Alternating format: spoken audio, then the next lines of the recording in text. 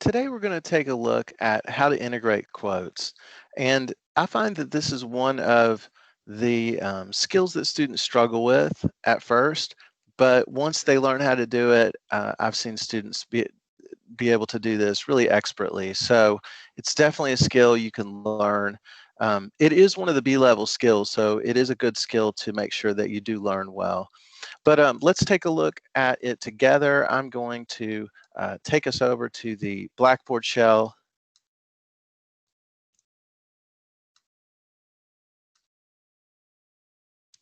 Okay. All right. So let's take a look at this assignment together. It's assignment 7.2, our workshop assignment, integrating quotes. Let's take a look at this together.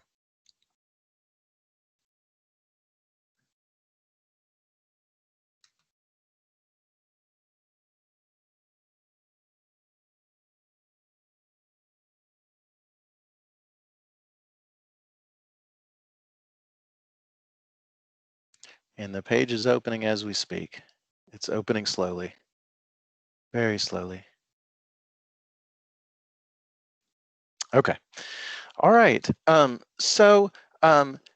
It's asking you to watch this video, and congratulations, you're watching it. So then it's going to ask you to view this guide, and then it's going to ask you to practice this. So let me just walk you through what you're going to have to do at the end, and then I'll walk you through how to do it. So what you're going to do for the assignment is you're going to use this guide that we're going to look at together, and you're going to practice paraphrasing, summarizing, and quoting from sources. So you're going to imagine that you're writing a body paragraph in an argument essay about how walking is an underrated exercise. So here's the passage that you're going to paraphrase, summarize, and quote from. Remember, you want to make sure that when you do this later that you introduce and cite properly. And one thing I'll add here before we even jump into that, remember that writing is, especially in a course like this where you're editing and revising, writing is a skill that is always open book. So never be afraid to go back and look at guides like this as you're writing your major essays.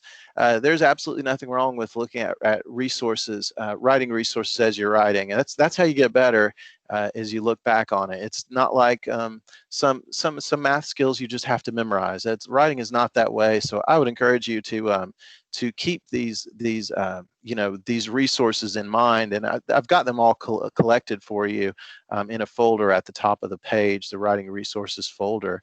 So those resources, use those will help you. So okay, that's my speech there. But anyways, so here's the passage that you are going to quote, paraphrase, and summarize from, and it's from page 17 of an essay called Walking by the writer Henry David Thoreau. So those are elements you need to remember as you will be citing them. And there it is, and it's just going to have you paraphrase it for question 1, summarize for 2, and then integrate the quote into your writing for part 3. So let's look at how to do that.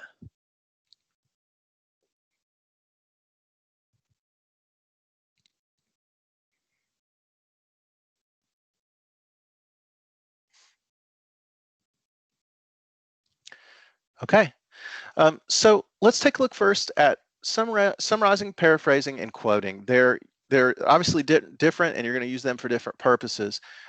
When you summarize, that's when you're taking part of a work from another writer and you're just summarizing it to the main idea. So if you're, for the purposes of our next essay, you're writing an argument essay, you just need to summarize someone's argument. Then you would choose to summarize it.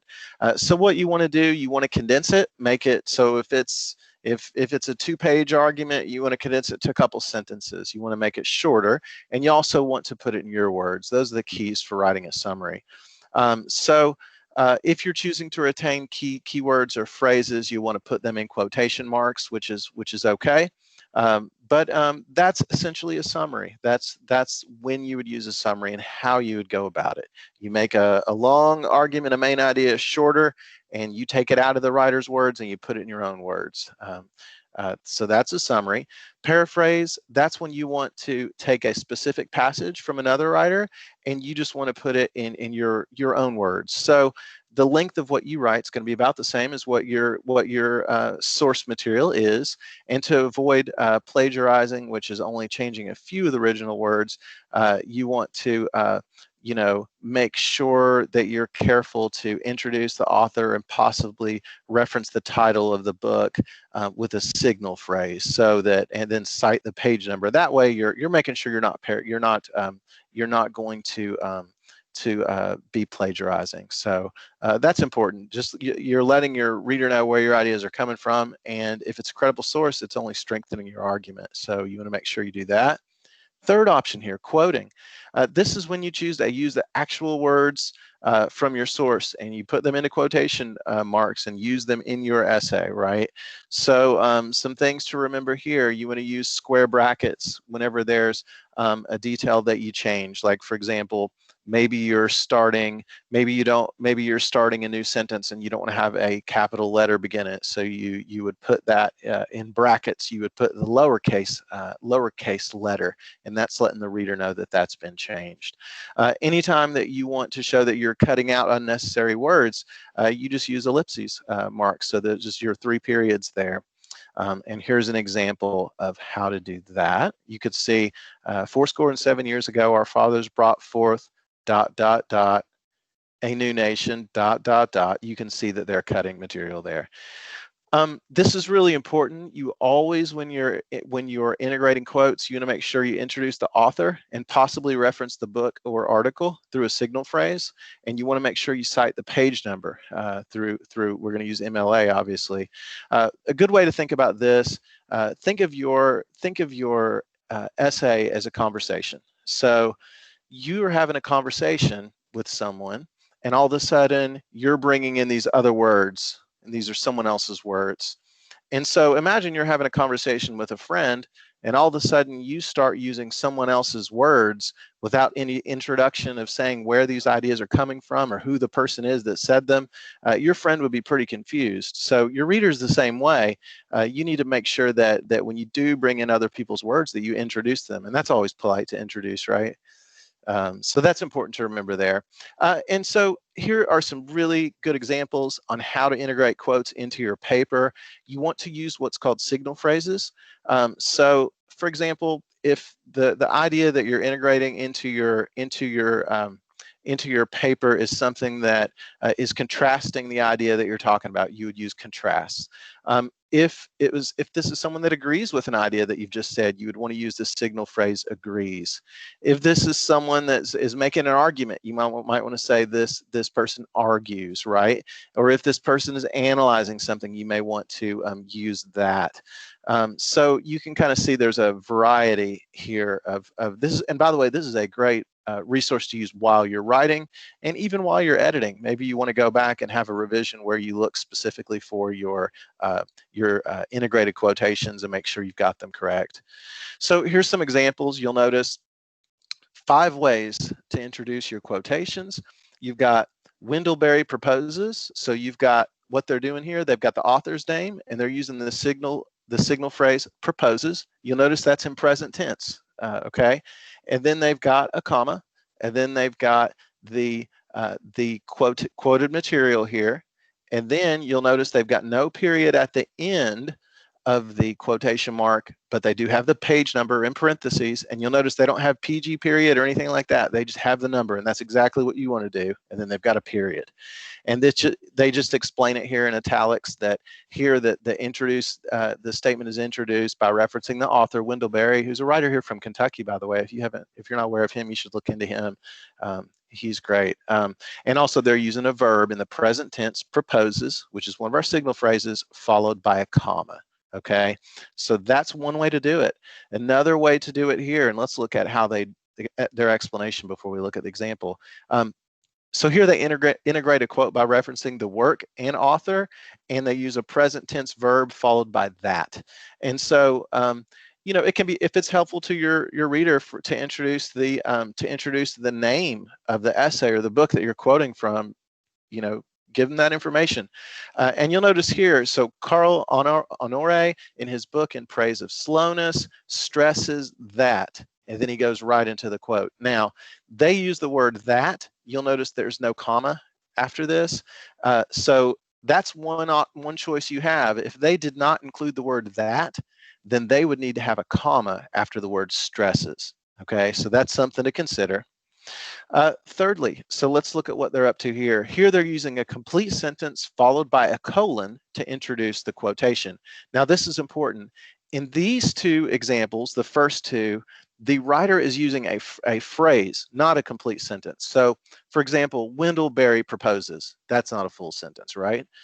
Carl Honore in his book In Praise of Slowness stresses that.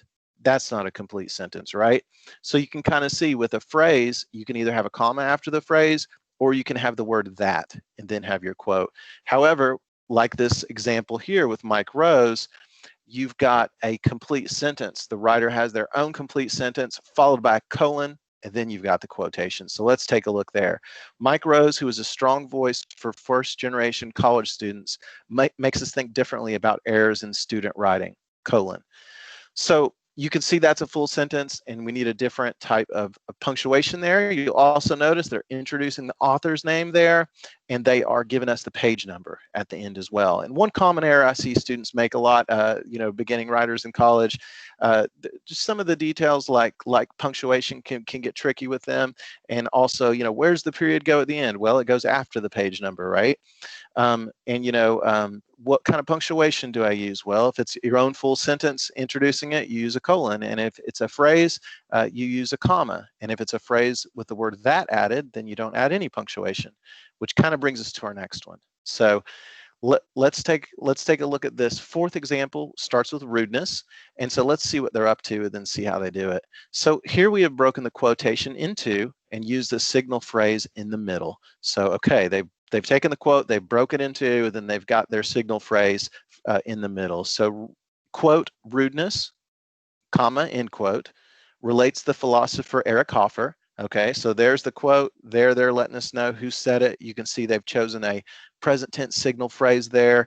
Then they've got comma, and then quote is the weak man's imitation of strength. And you'll notice they've got their page number there as well. So that's another way you can do it. Last one here. This example, they're going to start the statement and use a signal phrase at the end. So they start right off with a quotation. So quote, of all the things we need to know about grammar, the verb is first, advises Don Watson in death sentences. So you can see how they do that. And you'll notice they choose the signal phrase advises here, and it's present tense. Folks, that is an overview of what you want to do. I think quotations are probably the trickiest part, but just remember, this guide is your friend. Use this, and if I were you, I would try to copy a specific one of these types. So maybe try to do the phrase like author name, signal phrase, comma, quotation, right, and page number. I would just kind of copy the structure of these specific examples, and after you do that for a while, you'll get to where you know it well enough where you won't need this anymore. So okay, folks, that is all I have for you on integrating quotations. Good luck, and I look forward to seeing what you do. Thank you.